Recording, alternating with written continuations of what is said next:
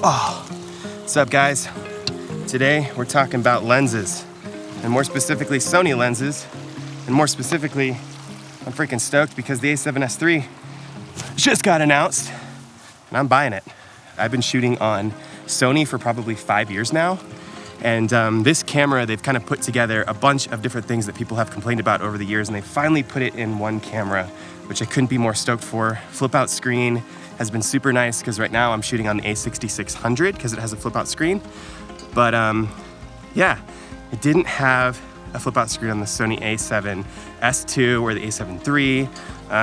It hasn't ever had one on any of the full frame cameras that they make. So super excited for that. Some of the other features that it has, 10-bit 422, so you can grade the image a lot better in post.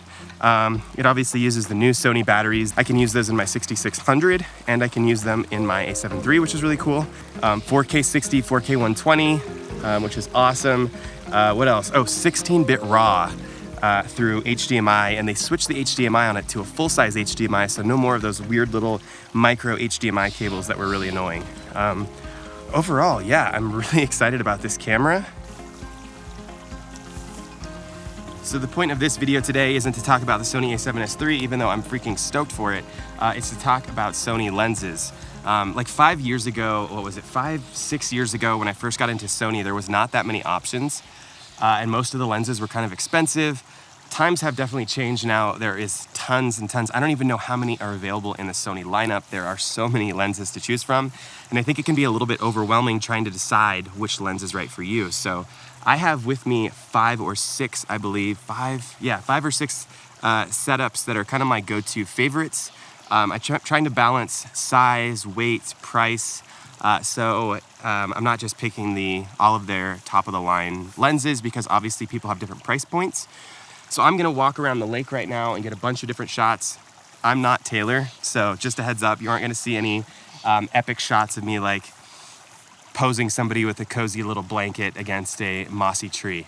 I ain't Taylor. But I should be able to take some all right images. The sun's pretty high right now, and if I know anything from taking Tiffany or filming Tiffany Wynn's lesson on landscape photography, I know that midday light is not great for landscape photography. So little segue there, her lesson, I think the pre-sale is gonna be live. When you guys are seeing this, it should be live that week. If you guys are into landscape photography and you're getting outside right now, definitely go check that one out. It was super fun. We shot it in Yosemite. So pretty. I'm gonna go grab my backpack over here on a picnic table, grab it and walk around and get some shots. So let's do it.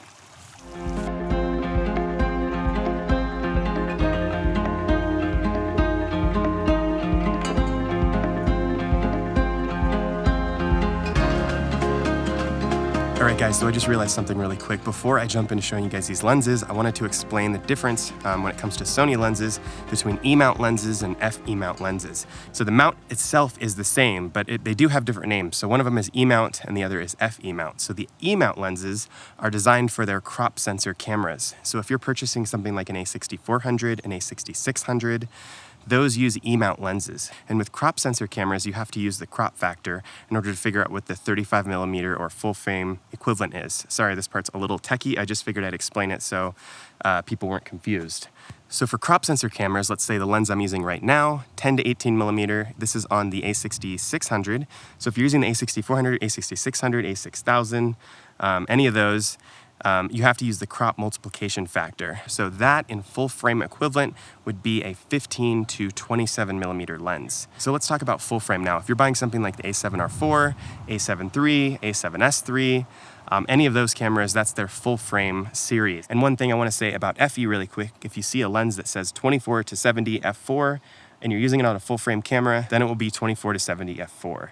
So here's the next thing. You can actually use lenses between the two different systems. So if you're using a crop sensor camera, if you have an a6600 and you put a FE lens on it, the lens will still work and you'll get great images. However, it will crop you have to use the crop factor on the lens, even though it's a full frame lens. So if you're shooting with a 24 to 70 and you screw it into your a6600, it will become a 36 to 95. So, and it still works. The image quality will be great. You'll still have high resolution images and video, but you have to take that crop factor into account. So it's gonna be a lot more zoomed in. It actually comes in handy if you're doing things like sports photography, or if you're doing stuff like wildlife. Utilizing that crop within the crop sensor lineups will allow you to get a lot closer in on your subjects. Now, flipping directions, if you were to put a crop sensor lens on a full frame body, basically what it does is, in video mode, from what I've read online, the resolution doesn't necessarily change. The quality might not be as good, but it still works. However, there will be a crop. So basically, if I put this 10 to 18 millimeter on my Sony a7 III, if that was a full frame lens, it would stay 10 to 18 millimeter.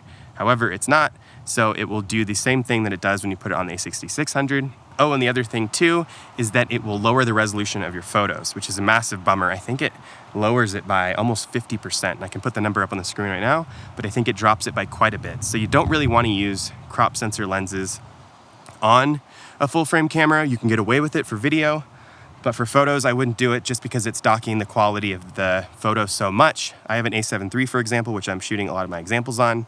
If I were to put this lens on the a7 III, I think it drops the resolution down from like 24 on the photos to 12 or 10 or something like that. So it drops it quite a bit. Long story short, I would for the most part try to stick with the lenses that are designed for the system, crop sensor lenses for the crop system and full frame. However, I just wanted to let you know they are interchangeable, and in a pinch, it actually works pretty well. I use them more for video, switching in between the two, but for photo, I always stick to whatever the best options for that system are. So.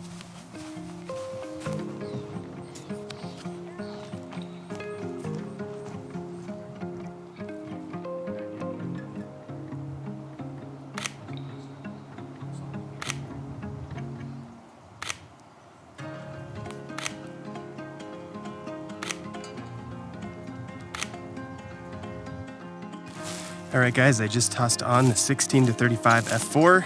This is what it looks like. This lens is great for landscape photography, but it's also super good for vlogging. It's what pretty much almost every vlogger out there you will see uses. There is an f4 model and an f2.8 model. Ooh, looking a little overexposed potentially. There we go. There is an f4 and an f2.8 model. I've used both. I actually prefer the f4 because it's so small and lightweight, and a lot of times for vlogging, I don't really want a really big, heavy setup, but they make an f2.8 as well. The f2.8 is, just a higher quality lens. The price, I think, is like double, so it kind of just depends on what you're doing. If you're doing stuff a little bit more professionally, maybe the f2.8 makes sense for you. I like the f4 because it's probably half the size, it's pretty small, and when I have it on my camera, like right now, for vlogging and stuff, it's not really in the way, and it's not too heavy in my bag.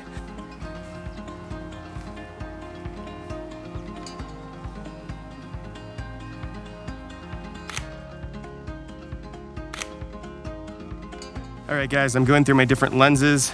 I'm shooting with the 55mm 1.8 right now.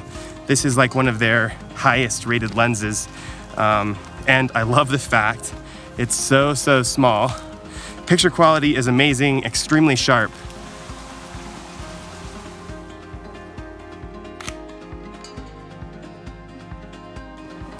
All right, guys, I'm happy with the shots that I got. Now I'm gonna hop back in the car, head home, go through some of the shots, and hopefully toss in some more photos as examples. But overall, really excited about what I got today.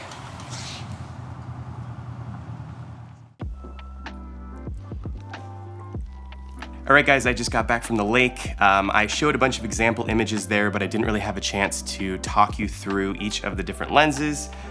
Maybe explaining different use cases for each of these might help you make a better decision if you are interested in getting some new Sony glass.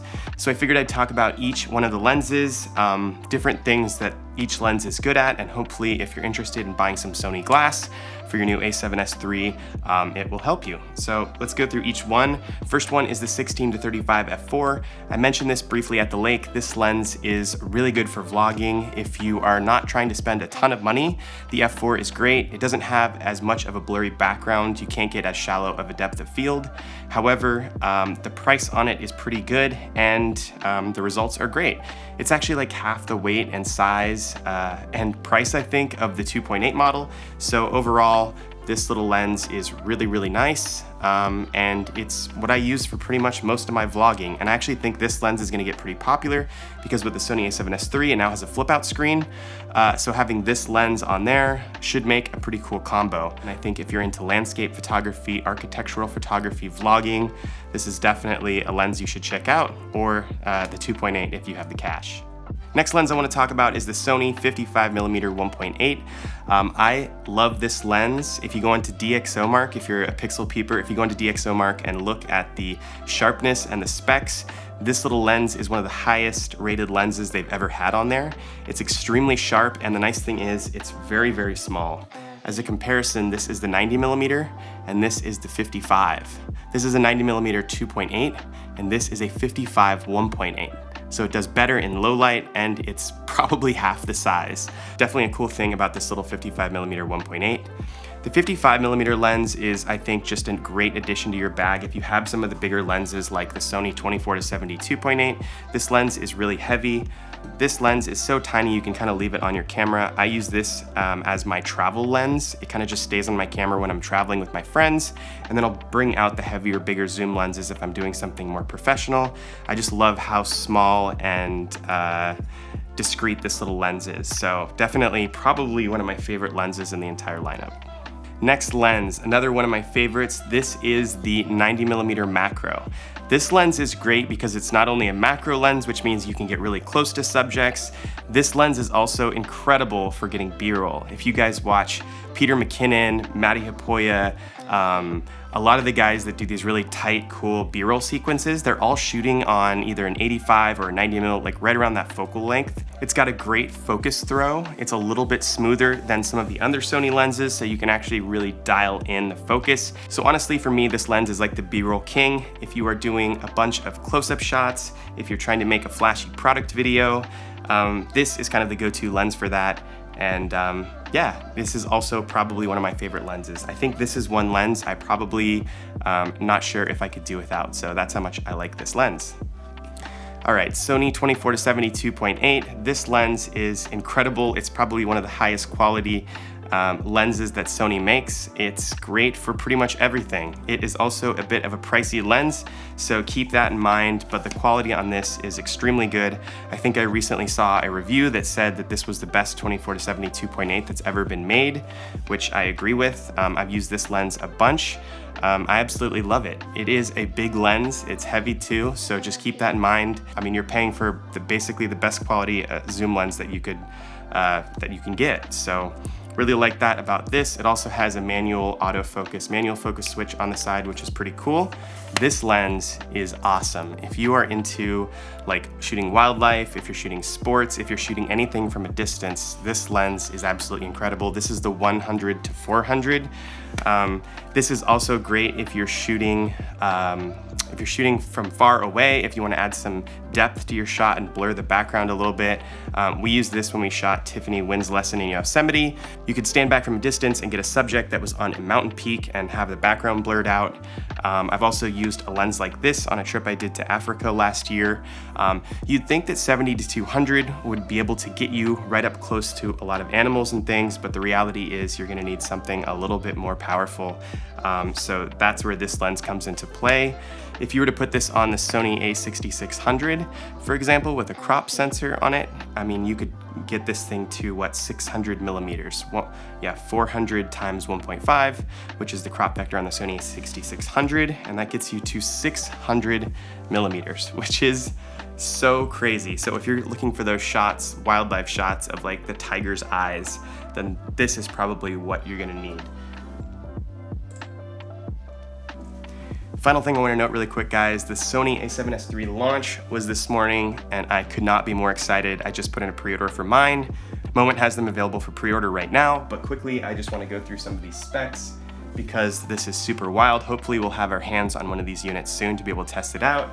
4K 120, 4K 60, 4K 30, 4K 24, 10-bit 422, that's awesome if you're into color grading. There's gonna be a bunch of range there. You can even do 16-bit over HDMI to an external recorder, which is completely mind-blowing. They added new color science in because I know a lot of Sony and Canon fans were always going back and forth on color science. Apparently the color science on the new camera has improved, which is pretty exciting. 15 stops of dynamic range. That's like, we're at cinema levels. I mean, I think the previous cameras were around, Gerald Undone did a video and I want to say he mentioned it was like 11 or 12 stops of dynamic range on some of the older Sonys. So 15 stops is so wild. It's got a flip out screen, which has long been asked for on Sony. They have the flip up screen on the a6600, but now it has a flip out screen, which is so cool. And with that, hopefully this helped you guys out a little bit. If you have any questions about any of these lenses, leave them down below. I will answer them. The link is down below to these lenses in our store. I shot everything today on a Sony a7 III, which is in our store as well. And some of the vlogging footage was shot on an a6600. So yeah, pretty much everything's in the store. And if you are interested in the a7S III, I just pre-ordered mine. I couldn't be more excited. That is also available in our store for pre-order. Yeah, so with that, guys, thank you so much. Oh, and remember to like and subscribe, and yeah, see you guys soon. Later.